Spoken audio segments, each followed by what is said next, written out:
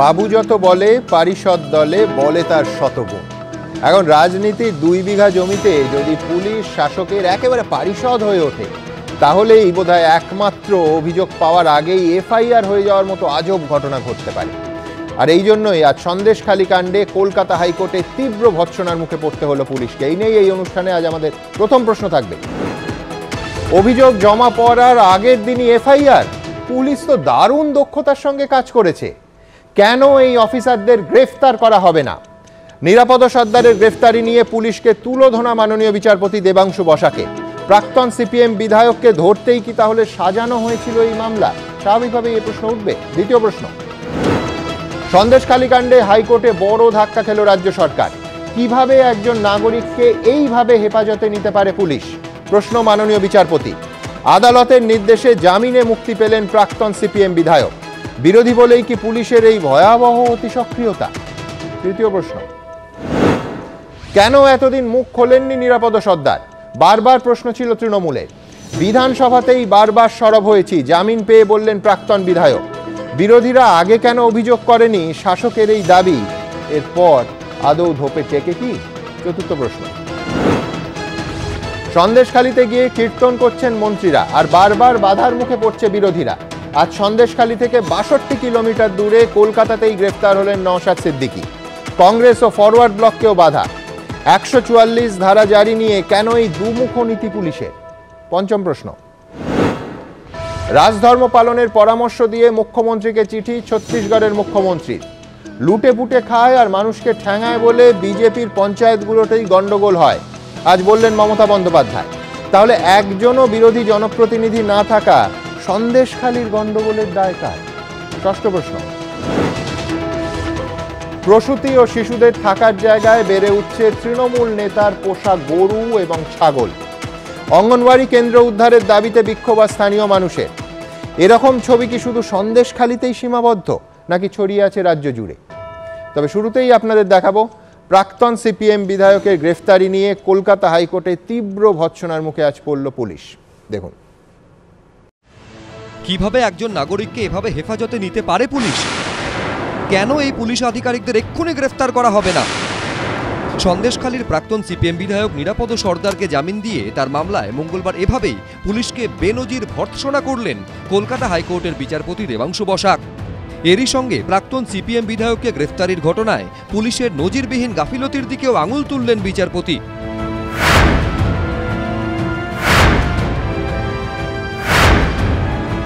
এটা সম্পূর্ণ রাজনৈতিক প্রতিহিংসার প্রতিফলন। সম্পূর্ণভাবে ওনাকে থামিয়ে দেওয়ার জন্যে এবং মানুষের হয়ে কথা বলাটাকে বন্ধ করার জন্য এটা করা হয়েছিল। মঙ্গলবার কলকাতা হাইকোর্টের বিচারপতি দেবাংশু বসাক বলেন, 17 দিন হেফাজতে রয়েছে নিরাপদ সর্দার। নিরাপদ সর্দারের বিরুদ্ধে এফআইআর দায়ের হয়েছে 9 ফেব্রুয়ারি আর পুলিশের কাছে অভিযোগ এসেছে 10 ফেব্রুয়ারি। এরপর বিস্মিত বিচারপতি বলেন, পুলিশ তো দারুণ দক্ষতার সঙ্গে কাজ করেছে। আইনজ্ঞরা বলছেন, অভিযোগপত্র জমা হওয়ার পর পুলিশ এফআইআর রুজু করে, এটাই নিয়ম। কিন্তু প্রাক্তন সিপিএম বিধায়ক নিরাপদ সর্দারের ক্ষেত্রে এর ঠিক উল্টোটাই হয়েছে।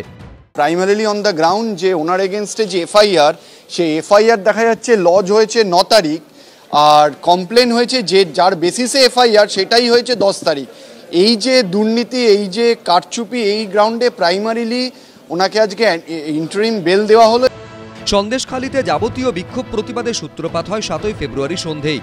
তৃণমূল নেতা শিবু হাজরার পোল্ট্রি ফার্মে ভাঙচুর থেকে অগ্নিসংযোগ, বাদ যায়নি কিছুই। 10 ফেব্রুয়ারি সন্দেশখালী 2 নম্বর ব্লকের তৃণমূল সভাপতি শিবু হাজরার ম্যানেজার ভানু মণ্ডল অভিযোগ দায়ের করেন। শিবু হাজরার পোল্ট্রি ফার্মে হামলার ঘটনায় নিরাপদ সর্দার সহ 76 জনের নামে অভিযোগ দায়ের করা হয়। অথচ এই অভিযোগের প্রেক্ষিতে এফআইআর দায়ের হয়ে গেছিল একদিন আগেই, অর্থাৎ 9 ফেব্রুয়ারি।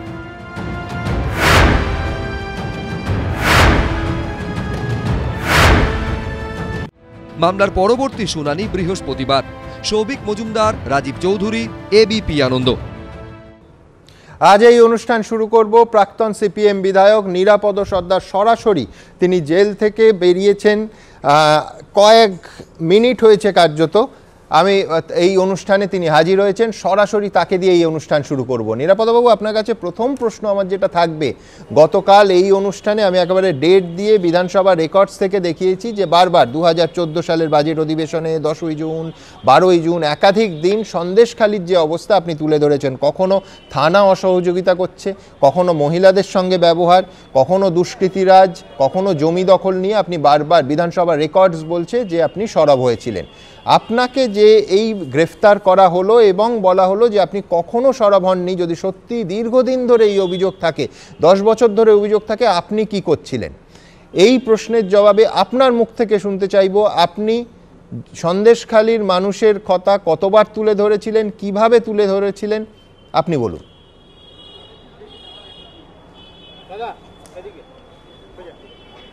আপনারা দেখুন যে সন্দেশখালির যে বিষয়গুলো, আমি যখন 2011 সালে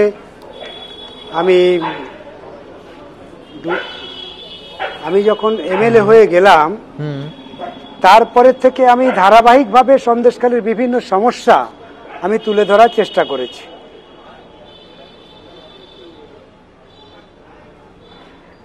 বারে বারে বলার পরেও কিন্তু আমার কথা বিধানসভাতে শোনার চেষ্টা করেনি এবং সন্দেশখালিতেও শোনার চেষ্টা করেনি, পুলিশও আমাদেরকে অসহযোগিতা করেছে। সব মিলিয়ে যে জায়গায় দাঁড়িয়েছে যে আমি বারে বারেই বলেছি সন্দেশখালিতে জমি লুট হচ্ছে। হ্যাঁ, আমরা শুনতে পাচ্ছি, পরিষ্কার শুনতে পাচ্ছি। আপনি বলুন। পাট্টা জমি কেড়ে নেওয়া হয়েছে, বর্গা জমি কেড়ে নেওয়া হয়েছে, এই সমস্ত বিষয়গুলোকে আমি বিধানসভায় প্রত্যেকটা অধিবেশনে আমি তুলে ধরার চেষ্টা করেছি। রেকর্ড আছে, এখন রেকর্ড আছে, সেই রেকর্ড দেখলে বোঝা যাবে। নিরাপদ সর্দার এখন কি বলছে, মিথ্যে কথা বলতে পারে, কিন্তু রেকর্ড তো মিথ্যে হবে না। আজকের এই সমস্ত বিষয়গুলো হচ্ছে ওদের বিড়ম্বনা, এখন বলছে যে ওরা যে নিরাপদ আগে বলেনি, কেন বলতে হবে, কেন ওদেরকে বলতে হবে? গোটা সন্দেশখালির মানুষ যখন জমি হারাচ্ছে, আদিবাসীদের জমি যখন লুট হচ্ছে, এই সমস্ত কথা বারবার বলার পরেও তৃণমূলের কোনো নেতাকে তারা শাস্তি দেয়নি, কোনো জমি তারা কেড়ে নেয়নি, পাট্টা তারা জমি পেল না, তাদের জমি হারা হয়ে গেল। এই প্রেক্ষাপটে দাঁড়িয়ে ওদেরকে বলতে হবে যে ওখানে হাত জোড় করে বলতে হবে যে জমি উদ্ধার করে দাও। ন্যূনতম কাণ্ডজ্ঞান থাকা দরকার একটা সরকারের। যে জমি 77 সালের পর বামপন্থীরা লড়াই সংগ্রামের মধ্য দিয়ে ভূমিহীনদেরকে জমি দিয়েছিল, আদিবাসীরা জমি পেয়েছে, তফসিলি জাতিরা জমি পেয়েছে, সেই জমি লুটেরা কেড়ে নিল। তার জন্যে ওরা আজকে যে ভাষায় কথা বলছে, ওদেরকে আগে বলা হয়নি। মানুষ তার জবাব দিচ্ছে, তো মানুষই তো বলছে জমি কেড়ে নিয়েছে। আমি ঠিক এইখানে আপনার বিরুদ্ধে যে অভিযোগ আনা হয়েছে তাতে আসবো, সেটা হচ্ছে শিবু হালদার ইতিমধ্যেই গ্রেফতার হয়েছেন, অভিযুক্ত নেতা। শিবু হাজরার ম্যানেজার ভানু মণ্ডলের অভিযোগে আপনাকে গ্রেফতার করা হয়। এই অভিযোগের তো আপনি শুরুতেই এই অনুষ্ঠানে দেখালাম যে যবে অভিযোগ তার আগে এফআইআর হয়ে গেছে, কিন্তু যাই হোক, অভিযোগটা নিয়ে আপনার কাছে জানতে চাইবো যে 9ই ফেব্রুয়ারি শিবু হাজরার পোলট্রি ফার্ম যখন ভাঙচুর করা হয়, জ্বালিয়ে দেওয়া হয়, সেইটা আপনি সংগঠিত করেন, আপনি এবং তার সঙ্গে 66 জনের বিরুদ্ধে আপনার নাম প্রথম ছিল এফআইআর। এই অভিযোগটা নিয়ে কি বলবেন আপনি? আপনারা দেখবেন আমি 5ই জানুয়ারি, যেদিন থেকে শাহজাহান ইডি কর্তাদের আক্রমণ করেছে, মাথা ফাটিয়েছে, একদম সেই দিন থেকে আমার সোশ্যাল মিডিয়া, আমার ফেসবুক, আমার ইউটিউব এবং বিভিন্ন চ্যানেলের সাক্ষাৎকারে আমার কথা তুলে ধরা হয়েছে। একদম। আমি আপনাকে একবার থামালাম নিরাপদবাবু, তার কারণ এবিপি আনন্দেই আপনি প্রথম বলেছিলেন যে শেখ শাহজাহান এলাকাতেই আছে। আমি দুটো বক্তব্য এই মুহূর্তে দর্শকদের সামনে রাখবো, আপনারই পুরনো বক্তব্য, একটা 17ই জানুয়ারি, একটা 28শে জানুয়ারি। আপনি ঠিক কি বলেছিলেন আপনাকেও একবার স্মরণ করিয়ে দেবো এবং দর্শকদেরও দেখাবো ঠিক কি বলেছিলেন নিরাপদ সর্দার। দেখুন। আমরা গত পরশুদিন তাকে দেখেছি সন্দেশখালি থেকে নদী পেরিয়ে কড়াকাঠি দ্বীপে গেছে। শেখ শাহজাহান তার নিজস্ব এলাকা ছেড়ে বাইরে তার পক্ষে কখনোই নিরাপদ নয়। শেখ শাহজাহান এই এলাকাতেই আছে, আমার কাছে যা খবর আছে, কারণ ইডি যেদিন রেড করতে গেছে সেদিনও ও ওই এলাকাতেই ছিল। মানে আপনার রামপুর থেকে রামপুরের কাছাকাছি, মানে বলা যেতে পারে তার বাড়ি থেকে প্রায় 1-2 কিলোমিটারের মধ্যেই কিন্তু সে নিজের মতন করেই আছে, তার বিরাট আতঙ্ক আছে, ভয় আছে বলে আমার মনে হয় না। কারণ আমি দুদিন আগে খবর পেলাম ওর যে ইটভাটাটা আছে মানে ধামাখালিতে, সেই ইটভাটাতে তার একেবারে ঘনিষ্ঠ সে হচ্ছে শিবু হাজরা, তার সঙ্গে দেখা করতে গেছিল। আমি দুটো পার্টে আসবো। প্রথম হচ্ছে, আবার আমি বলছি যে আপনার সহ ৭৬ জনের নামে এফআইআর, এবং সেই এফআইআর সেই অভিযোগ কে করলেন? শিবু হাজরার ম্যানেজার ভানু মণ্ডল। এই অভিযোগ নিয়ে আপনার কি বক্তব্য? এবং দুই, আপনি কি মানে তখন কোন তথ্যের ভিত্তিতে বলেছিলেন যে এলাকাতেই আছে শেখ শাহজাহান, আর আজকে যখন শাসক দল বলছেন হাইকোর্ট একেবারে ক্লারিফাই করে দেওয়ার জন্য যে কোথাও কোনো কোর্টের তরফ থেকে বাধা ছিল না, সেইখানে শাসক দল বলছে আর ৭ দিনের মধ্যে শাহজাহান ধরা পড়বে? এই দুটো পার্টে আপনার কাছে আসবো। প্রথমে আপনার বিরুদ্ধে যে অভিযোগ সেই নিয়ে কি বলবেন? এই অভিযোগটা দেখুন, মানে শিবু হাজারার বিরুদ্ধে আমি যে ওর আলাঘরে আগুন দিয়েছি, আমার কোনো কথাতে উস্কানিমূলক কিছু কথা গেছে, এইরকম এর কোনো বাস্তবতা নেই। প্রথমত আপনাদেরকে বলে রাখি, আমি এই রকম নোংরা রাজনীতি আমি করি না, পরিষ্কার কথা। বামপন্থীদের কোনো কর্মীকেও আপনি বলতে পারবেন না যারা এইরকম রাজনীতি করে, আর সন্দেশখালীতে বিশেষ করে নিরাপদ সরকার, এইরকম নোংরা রাজনীতি আমরা কখনোই করি না। যে অভিযোগ ওই ৯ তারিখ আপনি কি সন্দেশখালীতে আদৌ ছিলেন? না, আমি তো ৭ তারিখে আমাদের মিটিং ছিল হচ্ছে আলিমুদ্দিন স্ট্রিটে, তারপরের দিন আমি সম্ভবত স্টেট কমিটি, আমার যদি খুব ভুল না হয়, স্টেট কমিটি মিটিং ছিল ৭ তারিখ, কাজ করতে গিয়ে এ হয়েছিল, সেখানে গেছিলাম। ফলে সেখান থেকে ফিরে এসে আমি ওদের আলাঘরে আগুন লাগাবো, এইরকম একটা অবাস্তব মানে বক্তব্য তুলে নিয়ে এসে তারা নিজেদের দায় এড়ানোর চেষ্টা করছেন। শিবু হাজারের ঘরে কেন আগুন দিল? কারা দিল? যারা দিল তারা কারা? ওখানেই বাড়ি তাদের। প্রশ্ন হচ্ছে কেন দিচ্ছে তারা? আজকে শিবু কেন পালিয়ে বেড়াচ্ছে? কেন লোক তাদেরকে তাড়িয়ে বেড়াচ্ছে? তাহলে অপরাধী যে সে পালিয়ে বেড়াচ্ছে, আর তার হয়ে যখন তাদের যে আন্দোলনটা, সেটা যখন আমরা বলছি যে না, এই আন্দোলন সংগঠিত হওয়া উচিত, অন্যায়ের প্রতিবাদ হওয়া উচিত, তখন তাদের বিরুদ্ধে এফআইআর করতে হবে। সেই জন্যই তো আমাকে নাম জড়িয়ে দেওয়া হয়েছে। ওরা জানে যে নিরাপদ সর্দার থাকলে সন্দেশখালীর মেরু ঘুরে যাবে, আস্তে আস্তে করে মানুষ সংগঠিত হচ্ছে, সুতরাং ওকে আসামির কাঠগড়ায় দাঁড় করিয়ে হাজতে ঢোকাতে হবে, পরিকল্পিতভাবেই এটা করা হয়। নিরাপদবাবু, একটা অংশ আমি শুনতে পাইনি, সেটা হচ্ছে ৯ তারিখ আপনি কি আদৌ সন্দেশখালী ছিলেন? না থাকলে কোথায় ছিলেন? ৭ তারিখ স্টেট কমিটির মিটিং ছিল, আপনি আলিমুদ্দিন স্ট্রিটে এলেন, তারপর ৯ তারিখ কোথায় ছিলেন? আমি ৭ তারিখে রাত্রেবেলা চলে যাই, ৮ তারিখে রাত্রেবেলা বীরভূমে যাই, বীরভূম থেকে কলকাতায় ফিরে আসি। আচ্ছা, অর্থাৎ আপনি ওই দিন সন্দেশখালীতে ছিলেনই না?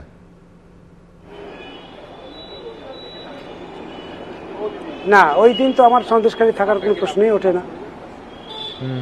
আর আজকে মাননীয় বিচারপতি যেটা সবার সামনে তুলে ধরেছেন যে আমি তো স্মরণকালে এরম শুনিনি যে এফআইআর আগে হয়েছে তারপরে অভিযোগ, ৯ তারিখে বা এফআইআর আর ১০ তারিখে যে অভিযোগের ভিত্তিতে এফআইআর হওয়ার কথা তার তারিখ ১০। তো এই ঘটনাটা নিয়ে কি বলবেন?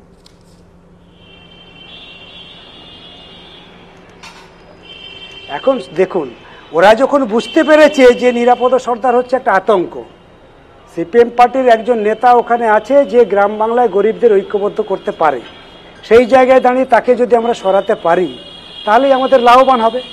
স্বাভাবিকভাবে ওরা তড়িঘড়ি করতে গিয়ে যা হয় আর কি, সাজানো মামলায় যা হয়, এটা তো খুব অতি সহজে অতি সাধারণ গ্রামের মানুষও বুঝতে পারে। ফলে সাজাতে গিয়েই ভুল হয়েছে ওদের, যে আগে এফআইআর হয়েছে পরে এইটা করেছে ওরা। ফলে এটা একেবারে প্ল্যানিং করে করতে গিয়ে মানে ঠিকঠাক করে উঠতে পারলো না, তাই ধরা পড়ে গেছে আর কি। নিরাপদবাবু, অতীতে আপনি নারী নির্যাতনের অভিযোগ করেছিলেন, এই এখন যে একটার পর একটা মারাত্মক অভিযোগ উঠে আসছে, এমনকি পুলিশের কাছে জমা পড়েছে, পুলিশ একাধিক গ্যাং রেপের অভিযোগে এফআইআর করে মামলা শুরু করেছে, তো এইটা নিয়ে কি বলবেন? এই মারাত্মক অভিযোগ যেটা শাসক দল ইতিমধ্যেই বলছে যে বেশিরভাগটাই সাজানো, কেউ কেউ তো পুরোটাই অস্বীকার করছেন যে সবটা সাজানো।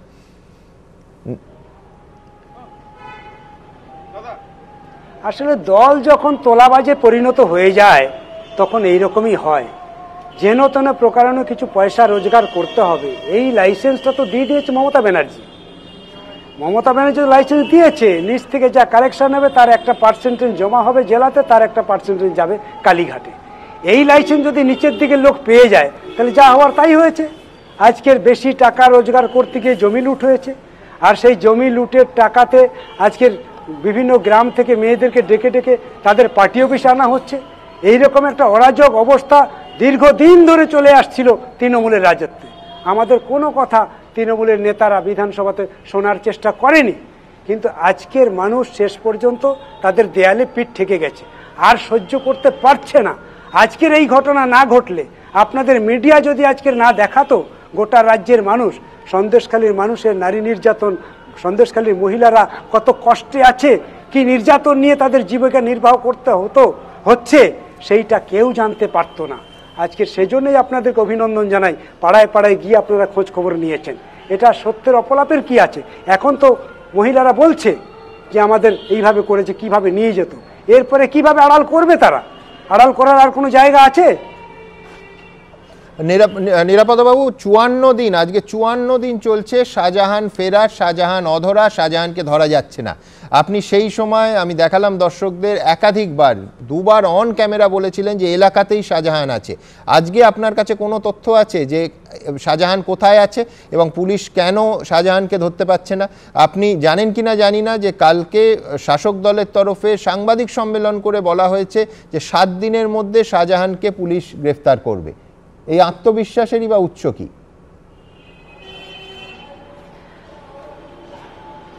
আমি প্রথম থেকেই শাহজাহান কোথায় আছে এই সমস্ত কথা বলার চেষ্টা করছিলাম। মুখ আটকানোর জন্য তারা আমাকে জেলে পাঠিয়ে দিল। আমি 17 দিন আজকে জেলের মধ্যে আছি। স্বাভাবিকভাবে বাইরে আমার কোনো খবর নেওয়ার সুযোগ নেই, নিতেও পারছি না।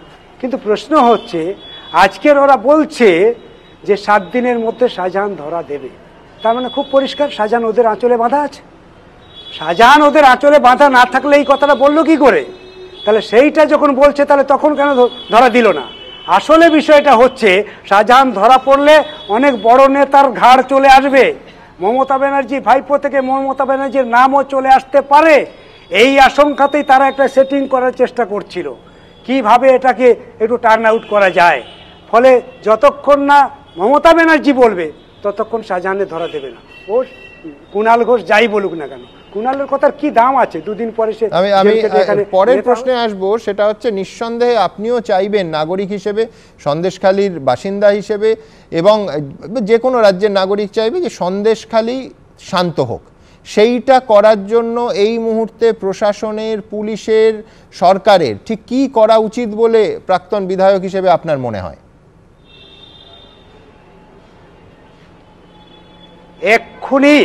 এক্ষুনি ওদের শাহজাহানকে গ্রেপ্তার করা দরকার।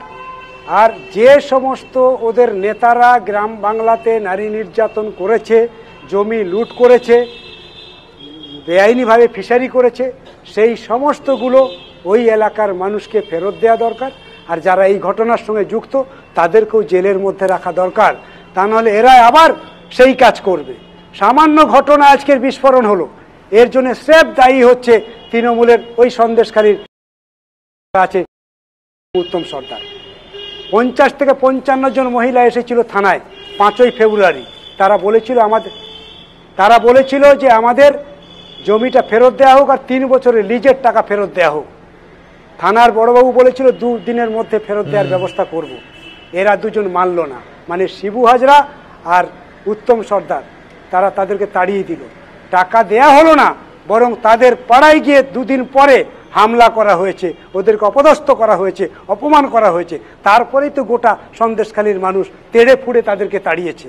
এই ঘটনা তো তারা তৈরি করলো। তাদের তৈরি করার জন্য আজকে গোটা সন্দেশখালীর দ্বীপগুলোতে মানুষ আজকে বিপদের মধ্যে আছে। 144 জারি করা হয়েছে। অপরাধ তৃণমূলকেই নিতে হবে, জবাব তো মুখ্যমন্ত্রীকে দিতে হবে আজকে, যে কেন সন্দেশখালীর মানুষ আজকে 144-এর মধ্যে পড়ে গেল। সন্দেশখালীর মানুষের সঙ্গে দেখা করার জন্য বা আন্দোলনে নেতৃত্ব দেওয়ার জন্য আপনি কি সন্দেশখালী যাওয়ার কথা ভাবছেন? যদি ভেবে থাকেন, কবে যাবেন ভাবছেন? অবশ্যই আমি যাব, কারণ আমার বাড়ি হচ্ছে সন্দেশখালী। আমি ওখানকার বিধায়ক, প্রাক্তন বিধায়ক। 10 বছর ধরে আমি পঞ্চায়েত সমিতির সভাপতি তো করেছি আমাদের পার্টির নির্দেশে। আমার পার্টিতে যদি আলোচনা হয়, আমার পার্টি যদি বলে যে কালকেরই যেতে হবে, আমি কালকেরই চলে যাব। পার্টি সিদ্ধান্ত মোতাবেক আমি সন্দেশখালীতে যাব, কর্মসূচি নিয়েই। নিরাপদবাবু, আমার পরের প্রশ্নটা একেবারে গোদা রাজনৈতিক প্রশ্ন, কারো শুনতে খারাপ লাগতে পারে। সেটা হচ্ছে, এই ঘটনা যখন ঘটেছে তার তো একটা অভিঘাত থাকে এবং রাজনৈতিক অভিঘাত থাকে। সেই অভিঘাত আমি যদি এইভাবে ভাবি, সামনে লোকসভা ভোট, কোন পার্টি, কোন বিরোধী পার্টি ডিভিডেন্ড পাবে? সিপিএম, বিজেপি, কংগ্রেস, কারা এর রাজনৈতিক ডিভিডেন্ড পাবে? শাসকের বিরুদ্ধে যে ক্ষোভ, সেটা কাদের ইভিএমে ট্রান্সফার হতে পারে বলে আপনার মনে হয়? আপনি দেখুন, সন্দেশখালীতে যে অগ্নিস্ফুলিঙ্গ গড়ে উঠেছে, তৈরি হয়েছে, আমরা চাই ওইখানে একটা পরিবেশ তৈরি হোক, একটা পরিবেশ গড়ে উঠুক, যে পরিবেশের মধ্য দিয়ে মানুষগুলো অন্তত নিজের কথাটা নিজের মতন বলতে পারে। একটা পরিবেশ তৈরি হোক, মানুষ যাতে নিজের ভোটটা নিজে দিতে পারে। ওই যে সমষ্টি আন্দোলন, সেই আন্দোলনে আমি দাবিও করিনি যে ওটা সিপিএম করছে। আমি বারে বারেই বলেছি, ওখানের মানুষ ঐক্যবদ্ধভাবে তাদের বাঁচার লড়াই, পিঠে দেয়ালে পিঠ থেকে গেছে, তাই তারা তাদের আগামী দিনের যে অধিকার, সেই অধিকার প্রতিষ্ঠা করার জন্যে, কথা বলার অধিকার ফিরে পাওয়ার জন্যে তারা লড়াই করছে। এই লড়াইয়ের পক্ষে আছি। পরিবেশটা যদি গড়ে ওঠে, মানুষ যদি মানুষের মতন করে চলতে পারে, তাহলে মানুষ কোন দিকে যাবে তখন ঠিক হবে। এই প্রেক্ষাপটে দাঁড়িয়ে আমি বলবো না যে ওখানে কোন কোন পার্টি ডিভিডেন্ড পেতে পারে। পরিবেশ আগামী দিন ঠিক করে দেবে। পরিবেশ যদি অনুকূলে হয়, তখন বুঝতে পারবেন কোন দিকে যাচ্ছে। আমাদের বলতে হবে না, আপনারাই ঠিক করে বলতে পারবেন তখন পরিবেশ কোন দিকে গড়াচ্ছে।